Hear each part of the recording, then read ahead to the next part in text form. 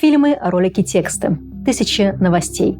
Мы ежедневно принимаем в свой мозг мощные потоки информации. Эти объемы растут по мере появления новых гаджетов и технологий. И здесь возникает вопрос, который может показаться немного абсурдным. Как вы мыслите? Объяснять! Вы никогда над этим не задумывались? Да, мы можем считать себя умными или очень умными. Я просто очень умный. Я смотрю Галилео, я смотрю BBC про животных. Мы можем пытаться измерить свое мышление формальными вещами вроде тестов или дипломов. Можем вспомнить чей-то комплимент, когда нам сказали «правильно мыслишь». Или наоборот, слова учительницы в школе, которая говорила «думай быстрее». Впрочем, можно спросить иначе. Насколько эффективно вы мыслите? Или лучше так, развито ли у вас критическое мышление?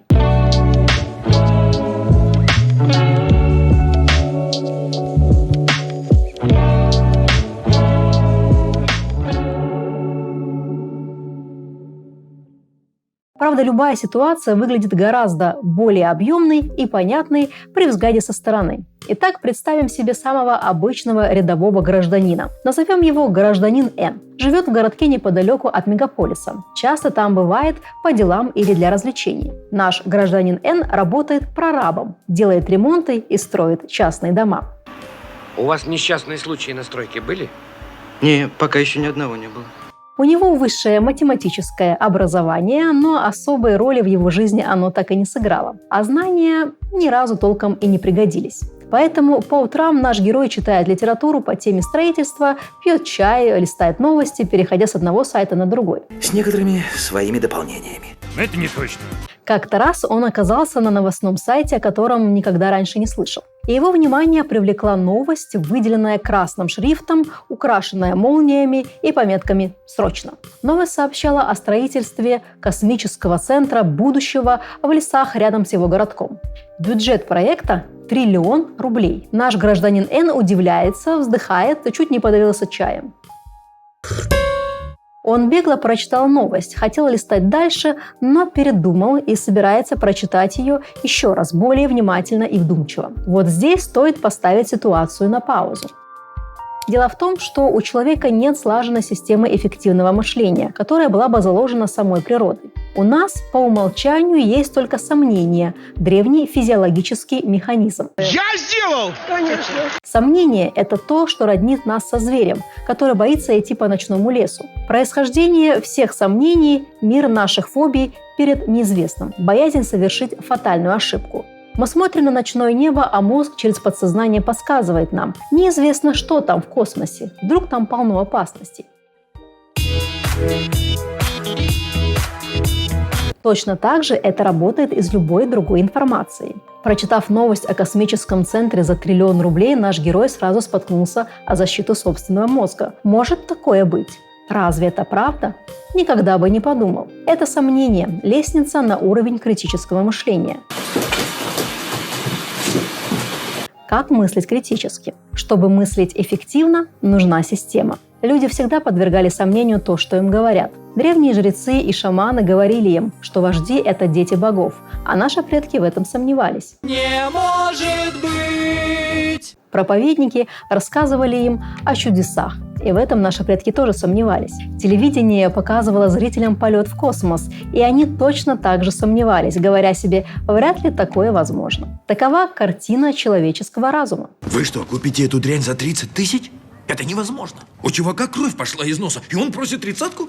Если у нас есть базовое свойство сомнения, то на его основе можно развивать свое критическое мышление. Профессор Саманта Агус в видеоуроке для TED-Ed предлагает 5-ступенчатый подход. Сейчас я вас с ним познакомлю. Первое. Сформулируйте проблему. Второе. Соберите информацию. Можно спросить совета у экспертов. Спрашивать вообще не стыдно. У журналистов этот навык является профессиональным, ведь журналист вовсе не обязательно должен разбираться во всех темах на свете сам. Ему достаточно знать экспертов в тех или иных областях и при необходимости у них спросить. Я вас в последний раз спрашиваю. Третье.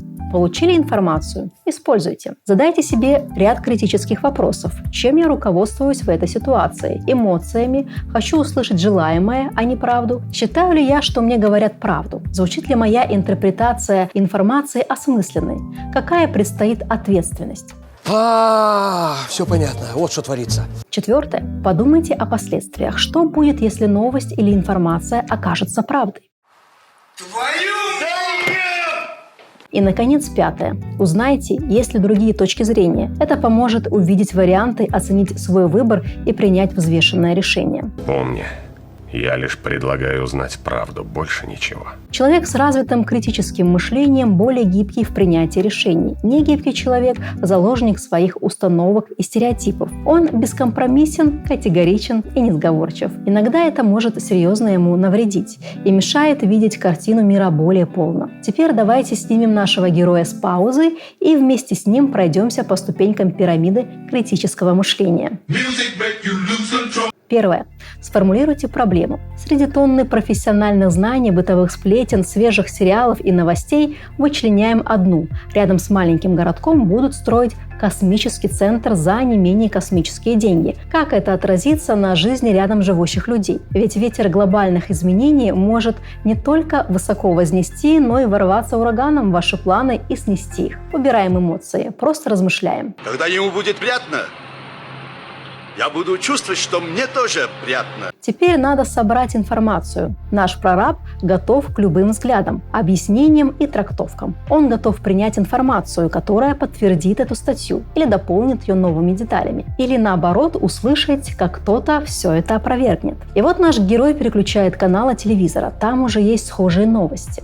По одному из каналов какой-то авторитетный человек очень эмоционально говорит о журналистах, которые вечно врут и выдумывают. Дальше наш прораб активно ищет в интернете факты по теме космических центров. Я ж тебя в покое не оставлю. Он узнает, что на самом деле это не космический центр, а база метеорологов. Ее не построили, а наоборот закрыли. Это был засекреченный советский объект. И цифры 1 триллион рублей появились из-за смешной ошибки, опечатки журналиста, который к сумме 100 миллионов рублей случайно добавил 1 ноль.